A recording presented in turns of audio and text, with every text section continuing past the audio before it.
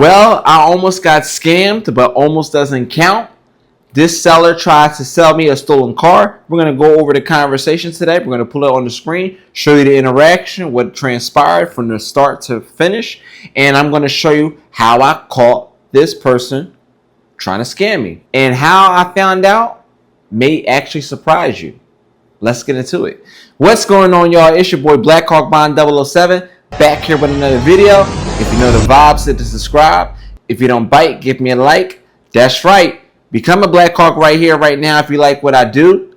I got the latest and the greatest police chases, test drives, car news, and car reviews. Let's get into it. And we're going to pull this up right here on the screen here.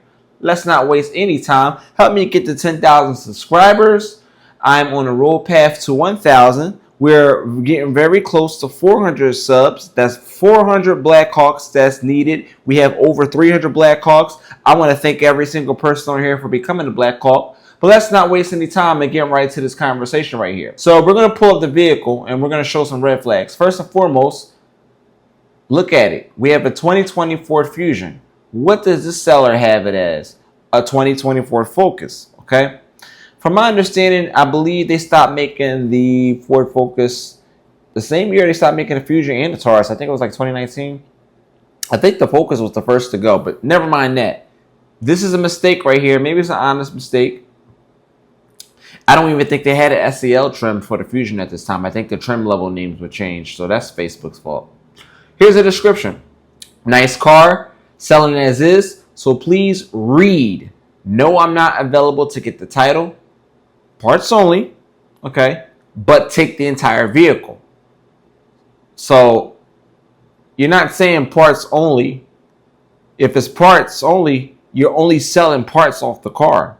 You're not letting them take the entire car. That's a red flag. If you see anybody say, I'm selling the car for parts, but you must take the whole car, you are not selling the car for parts. You are selling the entire car. So, you know what I mean? And you got to be careful with that, because even if you buy parts off of the car, those parts have a VIN number on them. And I think you know what I mean, Mopar community. If you know, you know. We'll get to that in a minute. So right here it says, if you have the money, you can drive away with it now. Parts only, but take the entire vehicle, you can drive away with it. Don't that sound suspect to y'all? Okay, I'm not going crazy here. Low miles, 85,000 miles. Possibly no issues with it, okay? This is a person that was selling it, okay? And we're going to go back to the conversation. So let's start right here. It says, hey, how you doing? I'm interested. Hit me back when you get this. The seller says, yes. Are you interested? And we're going to put this mic over here as well, too. And this is what I said. I'm going to turn the volume up a little bit. Let's do it. See if I can play it right here. You going to play with me or what? I guess I doesn't want to play right now. But anyway, I sent him a voice message basically saying, I don't know why it's not playing, but anyway, I sent the voice message to the guy and I wanted to know, you know, are you interested in the car that I have for sale? That car is now sold. Y'all remember our 2010 Ford Fusion. He said, what kind of car? So I told him about it. And what I basically told him was, I have a 2010 Ford Fusion. Okay. You have a lien on the car. Okay. What I could do is, you know, I'm selling my car for $3,500. I could take what you're asking for the car off the price of that car. You give me $2,000 plus your car. And what I need to know is the car in your name. And I don't care about dealing with a note, but there's something missing from here. So I asked him some specific questions. And I asked him, is the car in your name? And he gave a thumbs up, basically saying yes.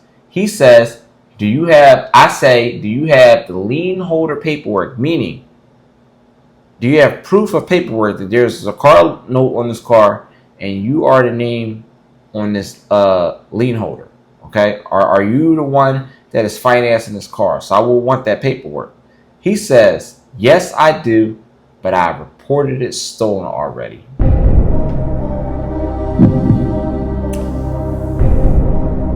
flying piece of, ooh. You got some iron balls to be that bold to tell somebody that you reported a car stolen and you're trying to sell it to me? I said, wait a minute. Wait a minute. Wait, first of all, you're not going to speed past that like you didn't just say what you just said. Can't make this shit up.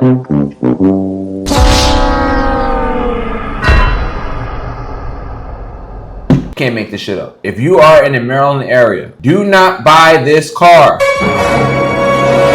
If you are in the Maryland area, do not buy this car. You are going to get locked up. So imagine if you were buying even parts off the car. People mod their cars out all the time. You're going to come across the right police officer. And what's going to happen is they're going to sell parts off the car. You swap them out. You get pulled over for whatever reason, all right? At the discretion of the police officer. If he wants to check the VIN number, he can check the VIN number. He's going to do that anyway. But if he starts getting froggy with it, opens up the hood, starts checking the motor, starts checking the panels, most of the time, most cops won't do that unless it's on like a Mopar or, cars that they know they swap out stuff through wide body swaps, motor swaps. There's a lot of innocent people, they're buying these parts from other cars and they don't realize that they're buying it from a car that was reported stolen. So the chassis of the car may be to the original VIN. Maybe you even bought a motor. Maybe you got a Mopar car. There was this guy, he spent $24,000 on, I think it was on a motor, Hellcat motor, Elephant motor.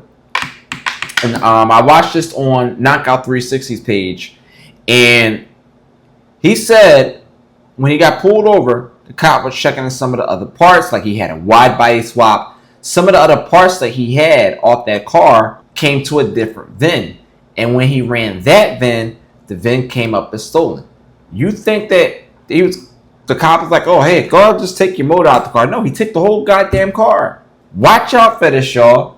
You cannot buy parts off. If you are buying parts off of a car, you better make sure there ain't no VIN on there. If you're getting a hood or something like that, that's one thing.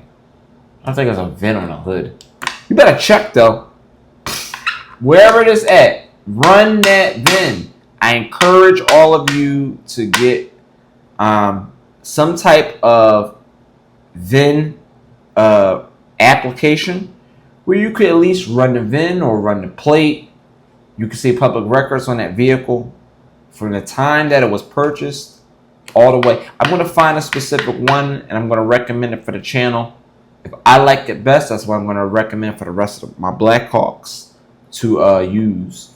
So when you're making your next purchase, or if you're even buying a part, you want to run that VIN number. If there is a VIN on that part, you need to run the VIN and make sure it's not coming off of a stolen car. That little piece could cost you your freedom. That little piece could cost you your freedom.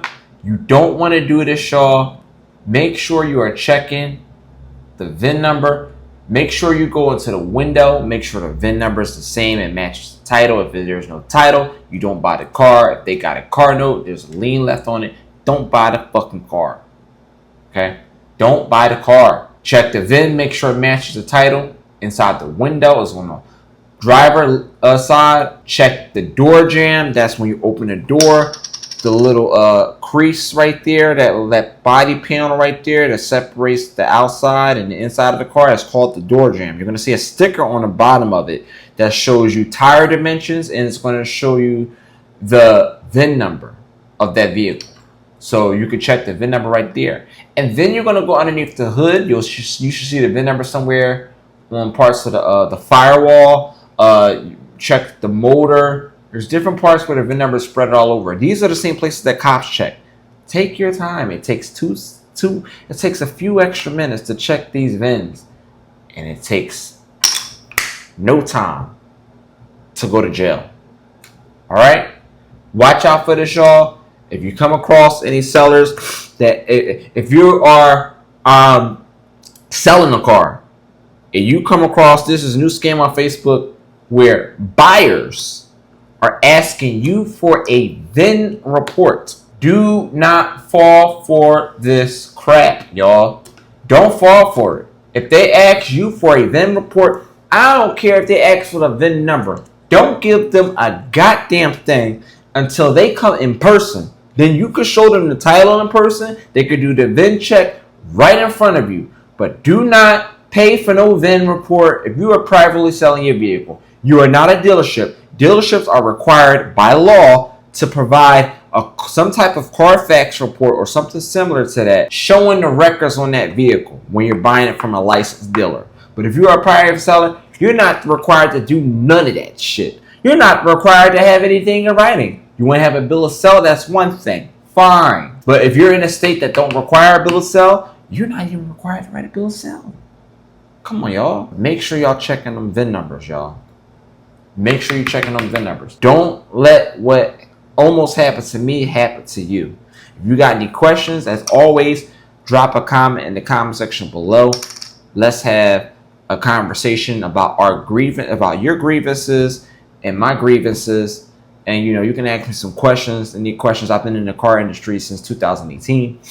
And I feel free to ask me whatever you want. Sellers, feel free to ask me. I know a lot about this stuff, man, from a legal standpoint. I'm not here to give you legal advice, but I'm here to show you how to do it right so you don't get screwed over. Sellers, so you don't get scammed. Consumers, so you don't get scammed. But anyway, if you know the vibes, hit subscribe. If you don't bite, give me a like. Give the video a big thumbs up. Drop a comment in the comment section below. Let's have a formal public discussion forum about this. And let's share your experiences from the seller to the consumer, from the consumer to the seller. And until next time, holla at your boy. I'll see y'all on the next video. Kind of makes me wonder why the hell so many people are trying to tell me to slow down. Seems like motherfuckers should be shutting the hell up and enjoying the show.